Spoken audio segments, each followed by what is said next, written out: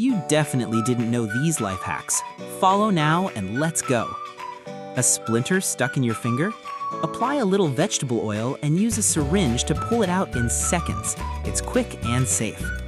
If your fingers are stuck with superglue, mix salt and white vinegar to separate them without damaging your skin. Clean your faucet by adding toothpaste to the filter and letting water run through it. The buildup disappears instantly. If your teeth still look yellow, dip your toothbrush in warm water with white vinegar. Add salt and toothpaste and keep brushing. It refreshes and whitens. Dropped a coin in a puddle? Use a clear bag filled with water to spot it fast. It works even in dirty water. Lost a bottle cap? Put a balloon inside the bottle and use it as a temporary stopper, tight and leak-proof. For carpet dents, place ice cubes on the spot, let them melt, and brush the fibers. They'll spring back up.